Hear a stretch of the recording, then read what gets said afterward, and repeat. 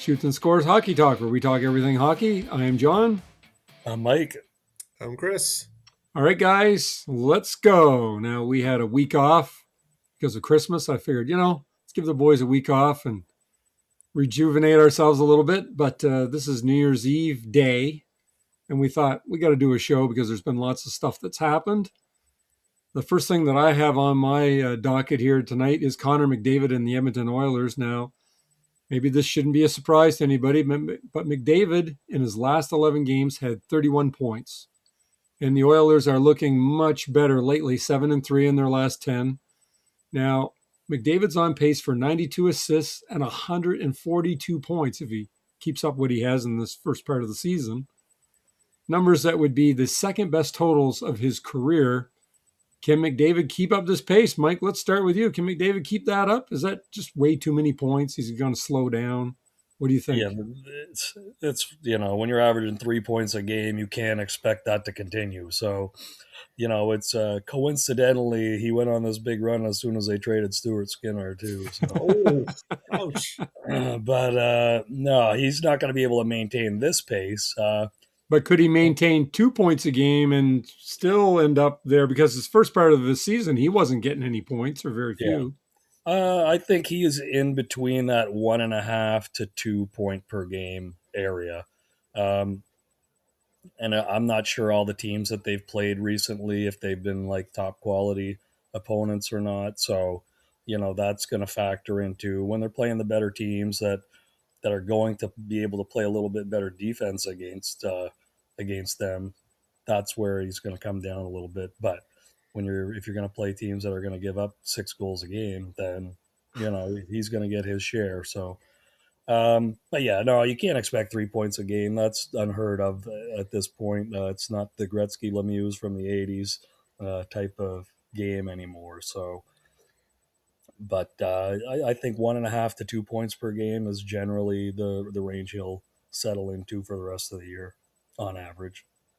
All right, Chris, what do you think? Do you agree with Mike, or do you think he could end up with more points or less? Or No, three is not achievable. This is not the '80s anymore. So Wayne Gretzky time.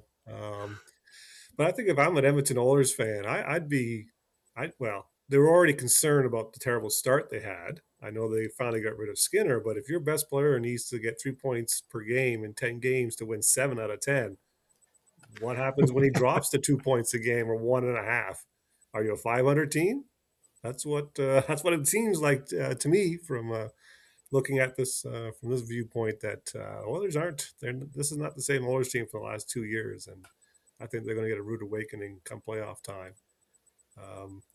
And I think this is similar to the questions we had before, right? With Jack Eichel's hot start. You asked me, would you take Eichel? And I said I'd take the field every day of the week. And that's right, yes. Twice on Sunday. McKinnon, I said I'd still take the field, but maybe once on Sunday. I think, McKinnon has a chance. But now, I don't know, McKinnon's he's got someone coming up, and he's McDavid when he's on this type of heater. He is the top guy in the league for sure. Yeah, he is the top guy in the league. I don't think there's really any question about that. I mean, other players could end up with more points than McDavid, but man, when McDavid's going, he is the top forward in the league. There's no doubt about it. So, all right, well, let's go on to our second topic. Now, we're going to talk a little bit about the Boston Bruins here. After a very strong start, the Bruins have come crashing down. I'm going to use the word crashing. They've come down to earth in recent days, posting a 1-5-1 record in their last 7. Their offense has dried up quite considerably with 14 goals in that span and 24 goals against in that same time period. Which Bruins team are we going to see for the rest of the regular season, guys? Are we going to see the team that the first part of this season, or are we going to see this 1-5-1 team that we've seen recently? What do you think, Mike? I think you're pretty much going to see right in the middle of both. I don't think the Bruins are absolutely terrible, and I don't think they were as good as what they were at the start. And we had talked about that in the past, that they were playing over their head. Thing with the Bruins is they're only getting scoring off of their top line generally. Their depth players aren't scoring anymore. At the start of the year, they were getting, scoring from their depth guys, and now that's kind of dwindled into pretty much nothing. So it's Pasternak and Geeky are the two guys that are leading the charge there on that team. And if they're not putting points up, they aren't winning any games. And, they haven't been, getting the 2-3 points a game that they were getting earlier in the year. They've kind of leveled off a little bit. So, which is going to happen. You can't expect that out of those guys. I mean, Geeky was leading the NHL in goals at one point. I think he's second still, but if not, he's definitely in the top 5. I believe I looked at it, and I believe he was second or tied for second. I'm pretty sure. Yeah, I know he's still up there. Swayman's kind of come back down to earth a little bit there too with his play recently. So whether that's a byproduct of the team in front of him, how they're performing, and it's affecting him, I'm not quite sure. Chris knows more about the high danger scoring chances and all that sort of stuff. So Mr. Analytics, so I mean, I'm not sure if they're giving up more really good opportunities defense as far as the other team goes, but I think you're going to see a little bit of the middle. And I mean, not only just with Boston. I mean, Ottawa started off great, and we said that they would come back down to earth too, and sure enough, they have. In that Atlantic division, it's the only teams that have kind of stayed up there a little bit is Detroit.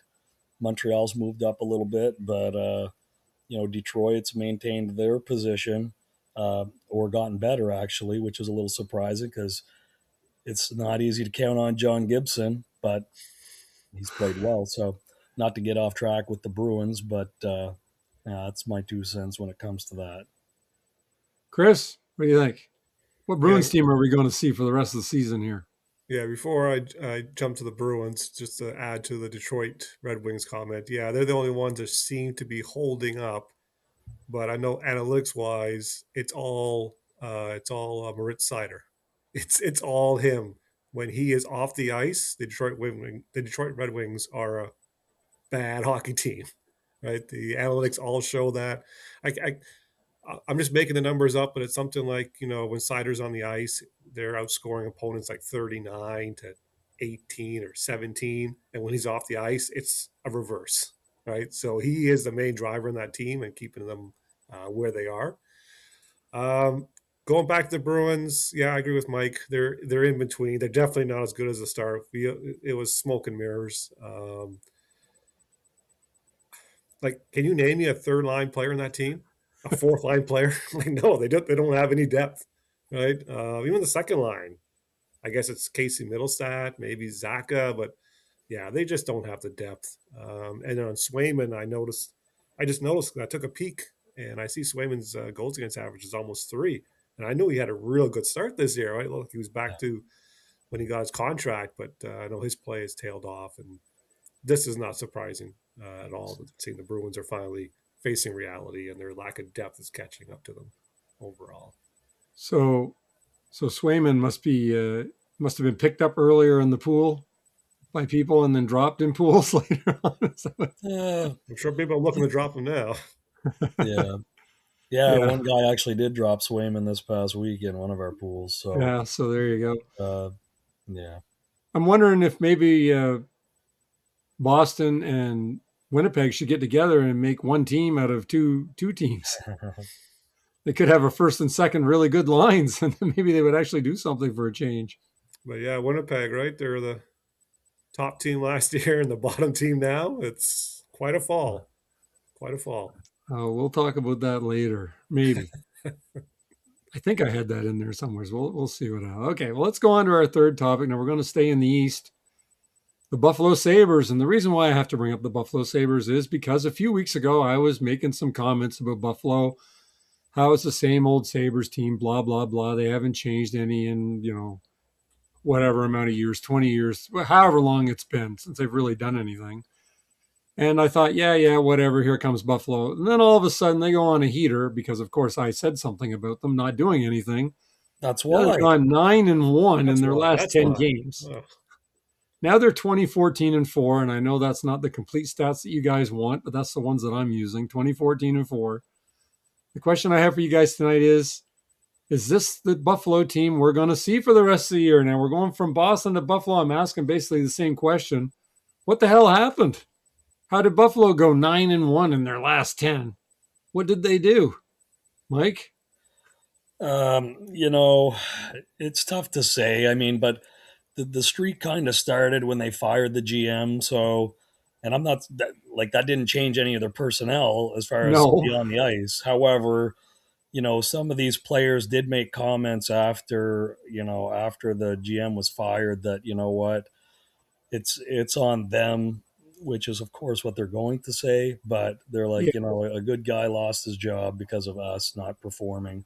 So I don't know, maybe they just had a little point of reflection or something that, you know, because I mean, Buffalo has been the same, like you said, for years and years and years.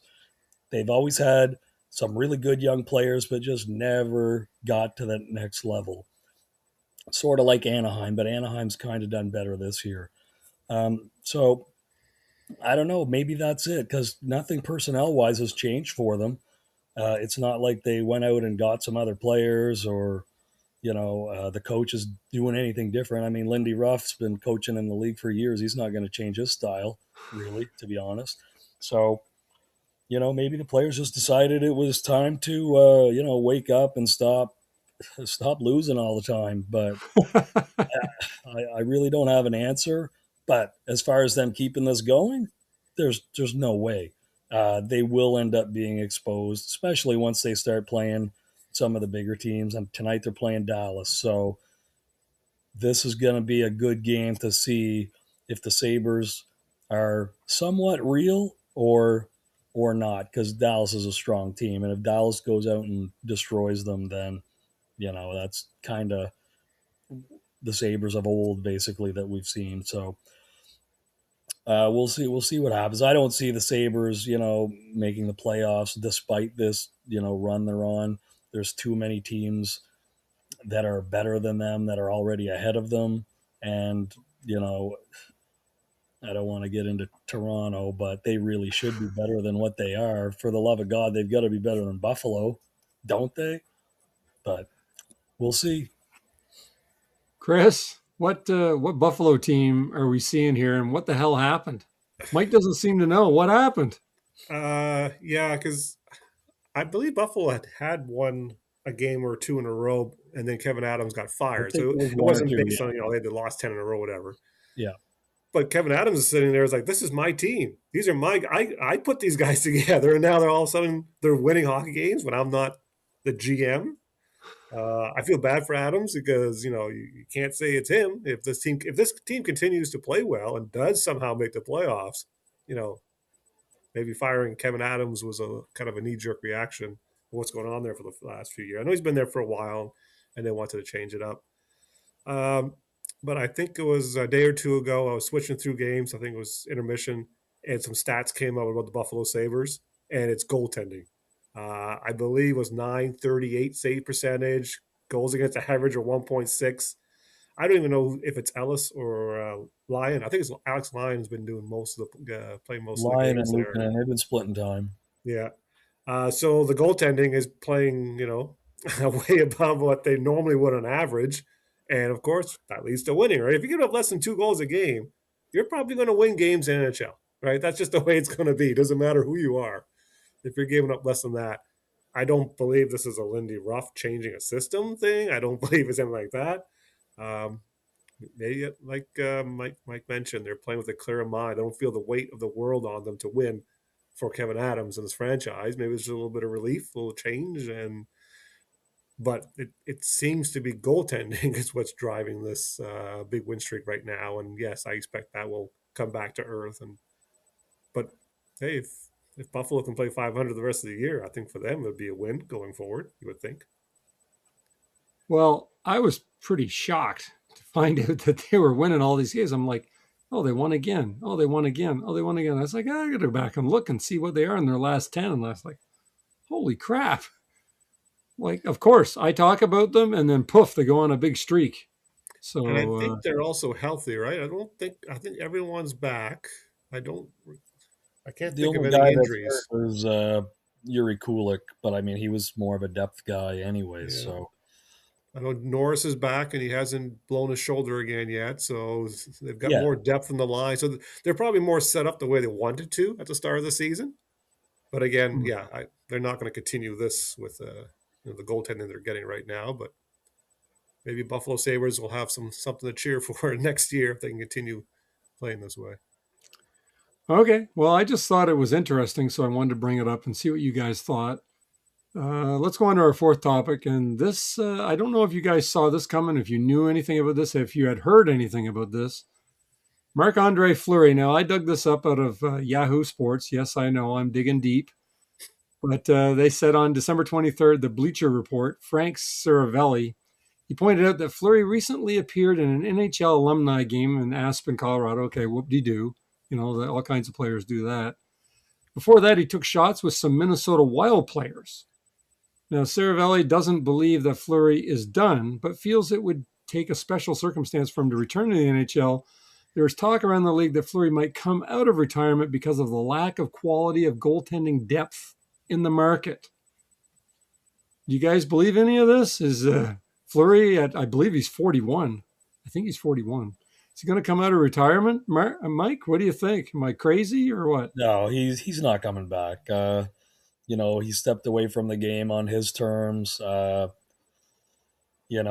think I thought he was probably going to retire even before he actually did retire, but he kept going. So, because the reason why I thought he was going to retire the year before was because Minnesota had Wallstedt waiting to come up, and they eventually delayed that by a year when they re-signed Fleury for an extra year. So, no, he's not coming back. I mean, I know that there's been those rumors going around that teams were contacting him and whatnot to see, but I don't see him coming back once you're done. I mean, for hockey, how many guys have retired and come back? Like Lemieux, only because he had to retire because he had cancer. Yeah, And then he came back. yes. Gordie Howe, maybe. I don't even know if he retired, but he might still be playing for all we know. But He's playing in Russia, Mike. He's playing in Russia. It's very rare for the NHL to have anybody retire and come back. Other sports, a little different. I know like I said, other sports have had this happen, but I don't think we're going to see it in this case here. However, maybe Carolina needs a goalie. I mean, Kachevkov's gone for the season. Can never have enough goaltending. Why? They only have 3 or 5. I mean, why not have 6 or 7, right? I mean, why not? It looks like Freddie Anderson might be more retired than Fleury right now. So yes. Yeah. Well, Chris, what do you think? Is there any chance of this? I mean, I dug this up. Yes, I know it's one person's opinion, but apparently some NHL teams have been a calling. Can you imagine Fleury going to Edmonton? I mean, did he officially retire? Did he put in the paperwork and said, "I'm done"? Yes, I think that was done. Yes. His agent Alan Walsh, he likes to talk a lot on Twitter. Has he said anything about this, or has he been quiet? Well, because I don't really follow Twitter nearly as much as you do, I don't know. Did you hear anything about it? I have not. So it's something I didn't dig into. Yeah, Walsh, when he says some stupid stuff on Twitter, it pops up on my feed for some reason. But I haven't seen anything on Marc-Andre Fleury. So yeah, if he officially retired, a team would have to be awfully desperate to bring him in. I can't. Like, what's he going to do for you? You think you're going to win the Stanley Cup Finals with him? Like, come on. Like, no. I hope he just stays away and. Yeah. Well, let's just.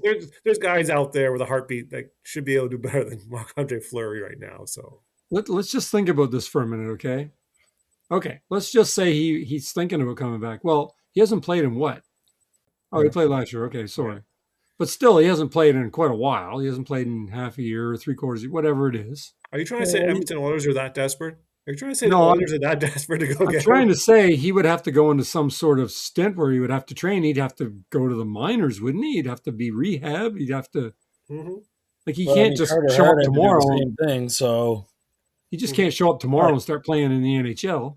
But Carter Hart is much younger than Marc-Andre Fleury, so I mean, there's the difference there between those two. But yeah, it's a different scenario. Yeah, like I said, he's much younger than Fleury, so it's probably a little. And not only that, but he had to go and train and play in the minors for a month or so before he could even rejoin the Vegas team. So, Right. And I'm sure Fleury would have to do the same thing. and like Chris said, I can't see there being a team that's desperate enough that's going to try to get a guy to come out of retirement. Like there are other options. So,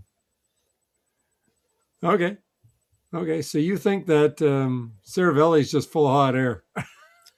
some of these guys they got to get the hits, right? They want to, Yeah, you engagement know, farming 101. they And I want mean, to it worked. I see. read the article and thought, man, this is interesting. I'm going to put this out there and see what you Yeah. guys think. So there you I go. mean, if he puts it out there, and I mean, he's a respected journalist, so if he puts it out there, people are going to read it, right? So, but it's not going to happen. Some teams might have kicked the tires, asked the question, but just that's step 1 of 10 to actually get somebody in, right? So Fair enough. Fair enough. Okay. Well, we're going to go on to our fifth topic. And I know we don't usually have 5 topics, but we have to talk about the Canadian juniors. And have you guys watched any of these games? I watched the last two. And do you think Team Canada is doing this year? How do you think Team Canada is doing this year compared to last year? What sticks out for you, Mike? What do you think? Have you watched any of these games? Yeah, I've watched some of the games. I didn't watch the blowout game. I mean, if you can't blow out Denmark, but then again, if you can't blow out Latvia either, so they squeaked by beating Latvia. The game with Czechia was a good game. Not surprised that it's a high scoring game. That didn't surprise me at all. But how you can't beat Latvia, but then again, they had a hard time with Latvia last year. I think Latvia, just the style that they play, seems to give Canada a hard time for some reason. Because when you looked at the game that Latvia played the next against Finland, they had 5 shots with 10 minutes left in the game. They they got bombed. It's So all up here, Mike. It's all I psychological. It's think all up in the you head. know what? I think Latvia, because they beat Canada last year, they had the confidence going in this year to play better against them, and I think that's their gold medal game. They know they're not winning a gold medal, so that's their gold medal game, is to have a really good game against Canada. So, and I mean, don't get me wrong, the Latvians goalie played really well that game because Canada peppered them. How they didn't score on some of those, I, you know, so it's not that that Canada played a terrible game, but Latvia played very well and the goaltender played well. So, and I didn't watch the blowout game against Denmark, like I said. So, going off of the first 2 games, it's a little worrisome when Czechia is scoring that many goals on you. When you do play some of these other teams that are on paper better than Czechia, they might have a harder time. But I mean, the as far as the roster goes, it's pretty much as expected. I was expecting a little bit more out of Michael Misa though, but he didn't really do anything the first 2 games. Uh, I heard he played better in the game against Denmark, but So yeah, did all. They whoopee, all did. whoopee. everybody played good in that game. So What's yeah, the so marks like on I the board? said, I generally get more into the World Junior games once we get to the playoff rounds type of thing. So the round robin, I don't pay as much attention, to be honest. But yeah, so I don't really have much more to add when it comes to that. Chris, you watch any of these games? I know you're not really a big fan of watching games other than Carolina Oh, games, that's but right. That's right. No, I didn't watch any games, but I have been watching the results. And yes, the Latvia overtime win, right? Yeah. Yeah. yeah, And then see Latvia get smashed the next day. I understand they played back to back, but that's got to be concerning, right? And yeah, sure, Latvia is all hyped up to play Canada again. That shouldn't matter if you got the talent sitting on Canada. it's And all then psychological, guys. All psychological. I saw the Denmark game, and McKenna got the hat trick. I'm like, whoop de doo. I don't like McKenna's not going to be remembered for his hat trick against Denmark, right? If he doesn't show up against Finland and the U.S. and Sweden, that's what he's going to be remembered for, right? So I don't care if they play, yeah, how they do against Denmark. they should have beaten Latvia similarly. That's disappointing, but the tournament starts tonight. All right, they got Finland tonight. I That's think right. we're going Yeah. to start seeing what Team Canada has going forward, and then we'll see if McKenna and Lisa and these guys, step up and play like they should be playing as the best world junior players in the world. Um, yeah, anything other than a gold medal is going to be extremely disappointing for this team. But yeah, the tournament starts tonight. Okay. All right. Well, I just thought I would throw that in there, see what you guys thought of the tournament so far. I didn't see the first game. I saw the last two. I thought Canada looked uptight in the second game, in the beginning of the game, especially the first period, and they were holding on to those sticks a little too tight. And like I said, I think a lot of that is just psychological. Lost to them last year and it's like scared to lose to them again, sort of thing. But oh, whatever. We'll see. Like you said, it doesn't really matter. It really comes down to tonight, and we'll see what happens. All right. Well, let's go on to our hockey profit segment, where I believe you two are the hockey prophet, and we shortened the questions up a little bit because we've got more to talk about with other stuff here tonight. So, are you two ready for the hockey profit segment, Chris? Yep. Okay, the Detroit Red Wings are 2 points behind your Carolina Hurricanes for top spot in the Eastern Conference. And we whooped them last week. Yeah, go ahead. Can Detroit keep up the pace that they're at? No. Where do you think that they're going to? Do you think that they'll end up in the playoffs? So, what do you think? I mean, they're second place in the conference. Playoffs. Yeah, I think they've got enough cushion now. If they can, play 500 or a little better, they'll be in the playoffs. But that game when they played Carolina, Detroit, I knew about them, like I discussed before, about Seider just dominating everything for them. And I think Seider was a -2, -3 against Carolina. And they didn't. I think Carolina shot them 3-1. A chance of 3. Like it was a game where you're like, okay, now I see. Yeah, Seider is the kingpin on this team. The rest of the team, yeah, good but not great.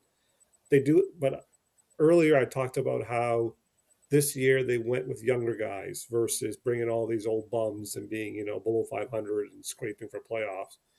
I think this is going to work out for them going forward, right? But are they going to finish first in the Atlantic? No. The goaltending, Gibson still has terrible numbers. The other goalie doesn't have great numbers either. So I think it'll be a fight for them, and I do believe they'll still make it with Florida and Tampa. Okay, Mike, Ottawa Senators have dried up and are second last in the conference now. I mean, we were talking about them a month ago. They were where we thought they should be. Now it's still tight, but things are starting to move along here. Will the Sens turn it around this year, Mike? Are they going to get back into a playoff spot at some point, or are they done like dinner? Oh, geez. Ottawa's a tough one. Like, sometimes they look great, and then sometimes they look terrible. Tough to say. I mean, I don't think they're a playoff team, but a lot of people might disagree with me. They've got a lot of top end talent.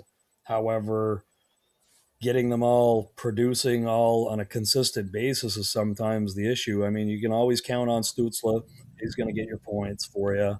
Yes, he looks good. He looks really good.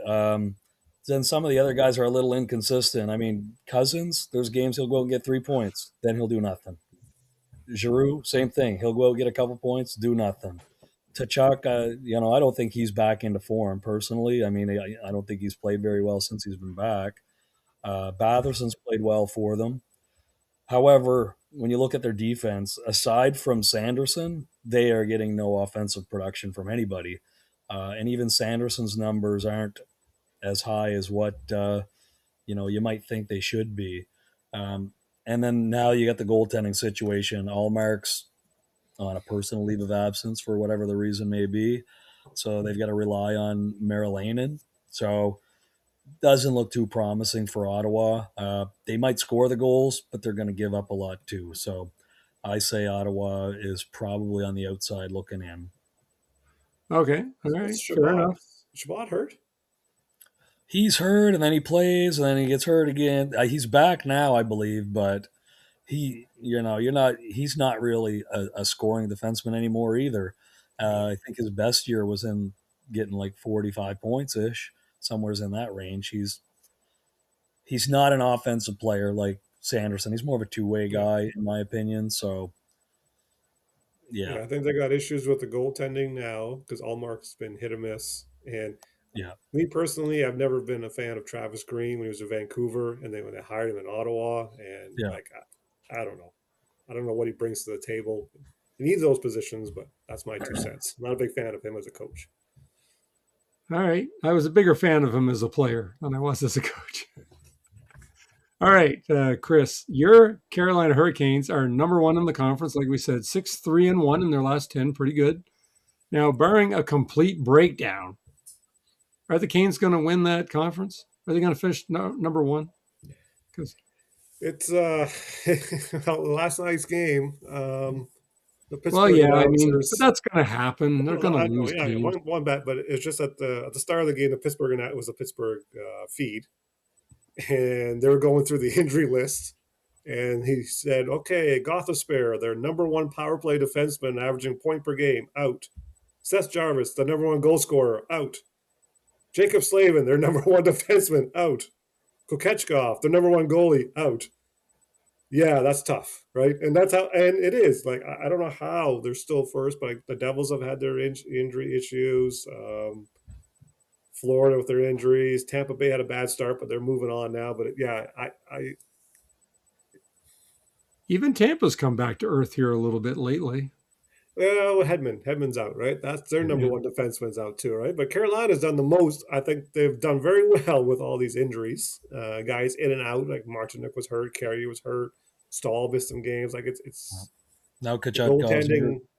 It's Yeah. hard to say what's going to happen. Anderson has not been playing well. But again, we're a team that I've been told 100 times we have no all stars and our coach isn't that good. Yet we're still first in the conference, right? So Brendan Moore gets the guys that are in the lineup playing the right way and playing hard. At the end, yeah, I think they still have a very good opportunity when these guys get back and healthy to finish first overall. But it's all said and done. It doesn't matter if they finish first in the conference or second or No, it third. doesn't. It doesn't. But I For don't know them, if it matters to Brendamore or not, or to the Carolina players. Maybe it matters. I don't yeah, know. I think this team now should be at the point that they should care more about can we beat Florida, can we beat Tampa. I'm Right. not like Washington and the Devils. These teams, I'm not worried about. You saw Detroit. We play Detroit. Like, yeah, I'm not worried about that. It's Florida and Tampa. Carolina has to build a team to beat these two teams. The rest of it really doesn't matter anymore at this point in time. Okay. All right. And finally, Mike, did you ever believe, Mike, that your Philadelphia Flyers would be tied with the aforementioned Tampa Bay Lightning at this point of the season? Both teams right now, if the playoffs were to start, would be in the playoffs. They both have the exact same amount of points with the exact same games played. Did you believe that? Do you believe that would have happened at this point of the season, Mike? What do you think? Absolutely not. You know my answer to that. If Philadelphia had played like 40 games and Tampa Bay played 30, then I might believe it, but I don't think that's the case. So, uh, you know what? Hey, I'll take this. I mean, Vladar's been excellent in nets, and going into the season, I was very skeptical. Man, Uh, you told him, you basically told us that he was terrible. I mean, in Calgary, what did he show there? I No, mean, he was very inconsistent. He'd have some great games, and then he'd have some stinkers. So, Emerson was terrible. and Emerson you're was not terrible. and you're not actually, for going from Calgary to Philly, you're not really going to a better team, but he's played excellent and he looks good in the net. That's the thing I notice as I watch a lot of the games, and I notice he moves really well.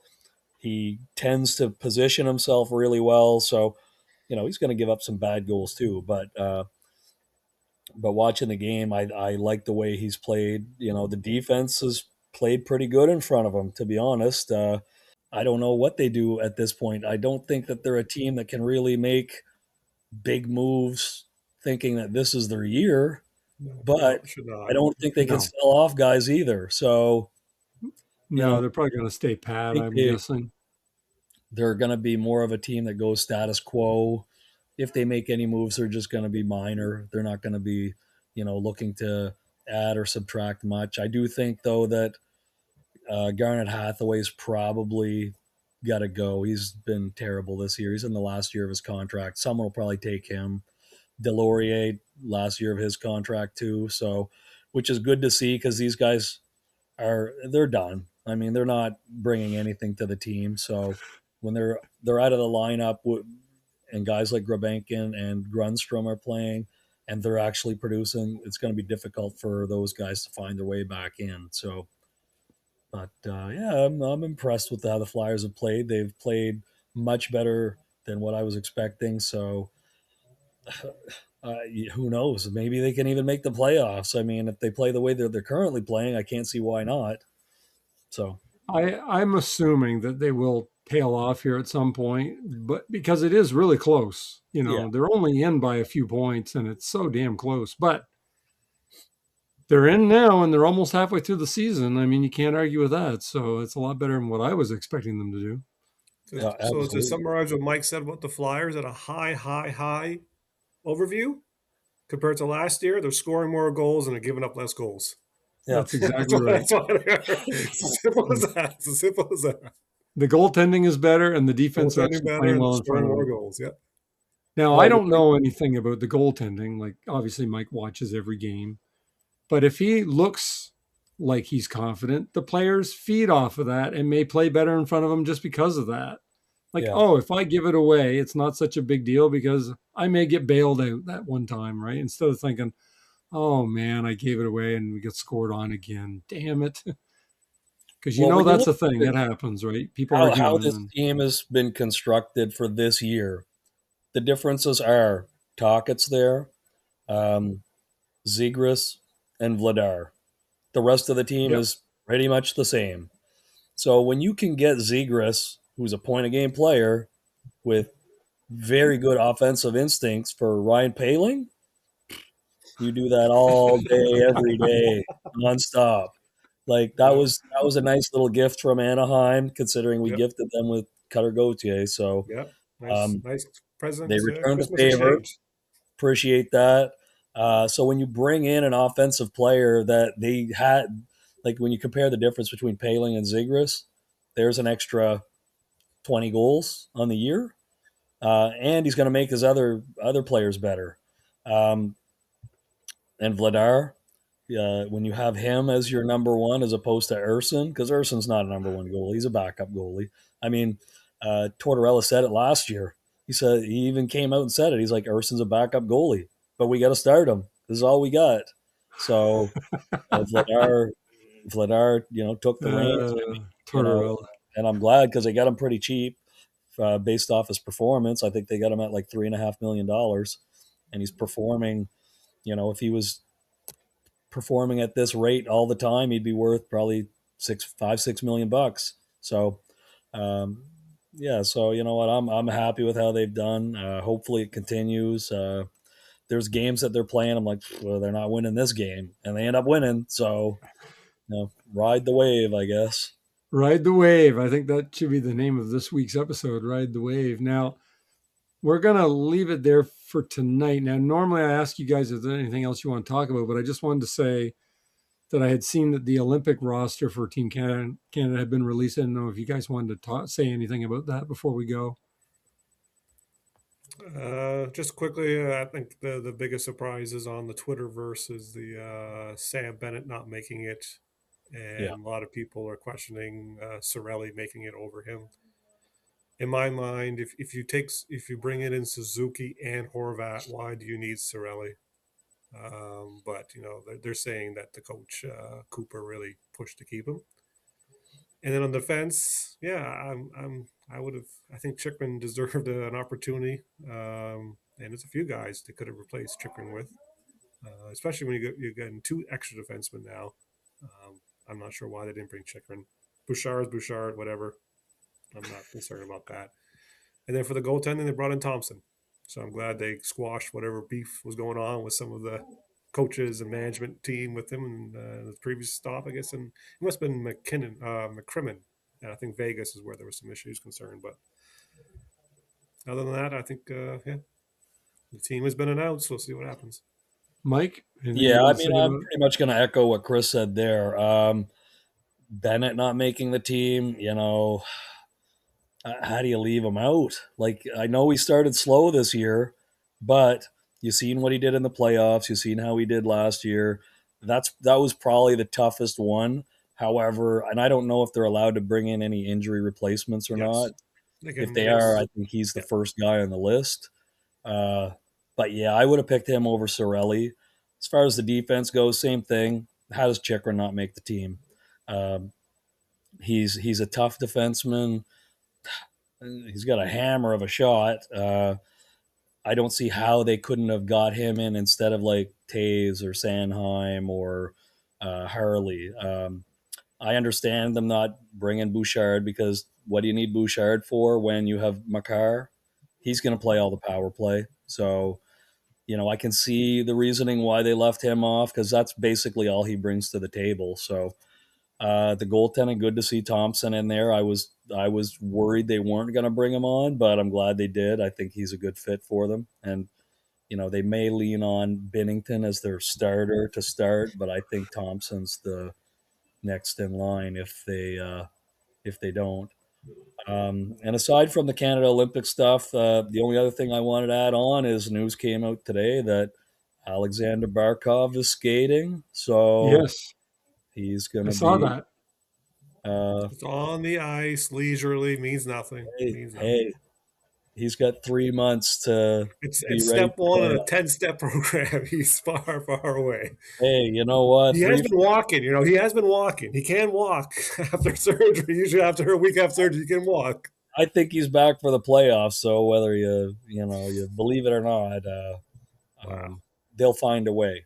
So Oh, I'm sure they will. I I'm have no sure they've doubt that they got will. the best doctors and physiotherapists taking care of him to get him ready to go. ACL is not something to play with, right? And No, it's NFL not. guys, it's usually 2 years before NFL guys are fully healthy after coming off that. So With my knee injury, Players are different. They play on much worse injuries than these NFL and NBA and baseball guys. So, I think he's back for the playoffs. I mean, the fact that he was actually out skating at all right now is a surprise. I wouldn't have thought that would happen till but February. skating means he's on the ice. Skating doesn't mean he's skating 20 miles per hour down the ice. I He's get probably it. just out there doo-doo-doo.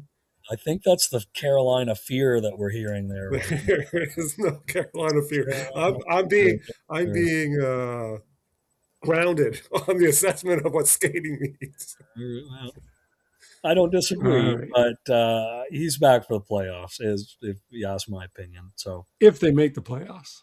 they're going to make the playoffs. I think they're making the playoffs. Well, unless Marchand stops scoring and stops drinking from the fountain of youth. Marchand's put that team on his back. Yeah. Barkov's. So They must be some glad that they got him. They must be some damn glad that they picked him and up. able to keep him at a stupid number. Yeah. That's right. Yeah. he was a gift from the Bruins. The Bruins got Yeah. nothing for him. A second-round pick, I think it was. Yeah. Come on. And I get that he was, on an expiring contract. They were looking to move him. And how another team couldn't have given up a first for him, a late first. But anyways, yeah. So All right. Well, we're going to leave it there. There was more we could have talked about tonight, but we got to stop it at some point. So Yeah. like, share, and subscribe, and we will see you next week, guys. Later. Later. later.